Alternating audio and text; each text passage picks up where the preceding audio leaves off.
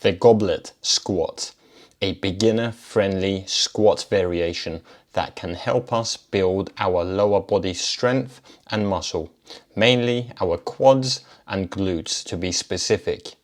It's certainly an exercise I wish I had known about when I first started.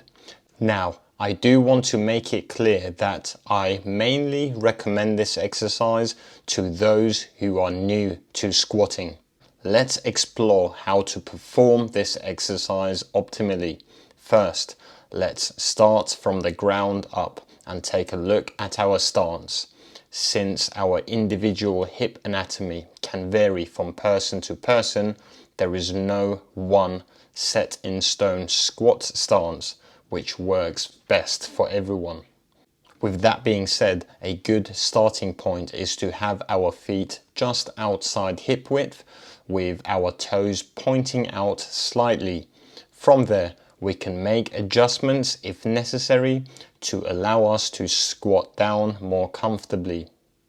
Next, pick up your dumbbell and hold it in front of and against your chest. It's important to avoid taking on the weight completely on your wrists. What you want to do is to create stiffness in your wrists as you hold that dumbbell. Then squeeze the dumbbell with your forearms to secure it. From there, start pushing your hips back and bending your knees at the same time to start the downward motion phase of this movement. It's important to keep your heels planted on the floor at all times. This will ensure you will be using your lower body muscles all together in a balanced way. Excessive forward knee travel is not necessarily a bad thing. It just means that more of the quads will be engaged and more of the load will be placed on your knees.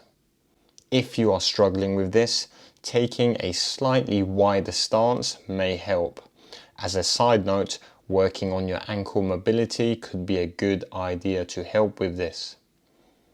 The next thing to watch out for as you squat down is the position of your torso. During this variation of the squat, since you're holding the weight in front of your body, we want to maintain a bit more of an upright posture. Otherwise, an excessive forward lean will shift the weight onto your arms.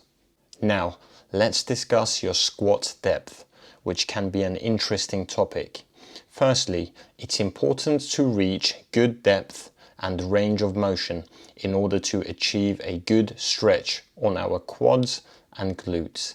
However, attempting to achieve maximum depth may result in the loss of our neutral spine position and lead to this motion of your hips tucking under and your lower back rounding, aka the famous butt wink.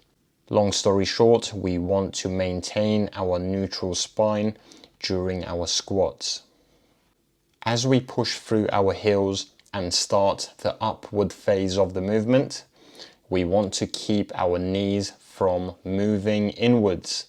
Your knees should be looking or pointing at the same direction your toes are pointing at. This will be a stronger and a safer position. As you reach the top of the movement, there is no need to excessively lock out your knees. Just stand up normally. In terms of breathing, here's how we want it to be during this exercise.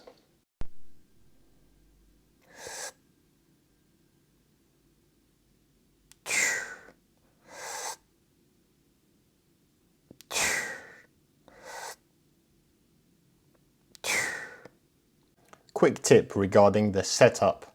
As you get stronger and start needing a heavier dumbbell, it might get tricky to just pick up and position the dumbbell from the floor.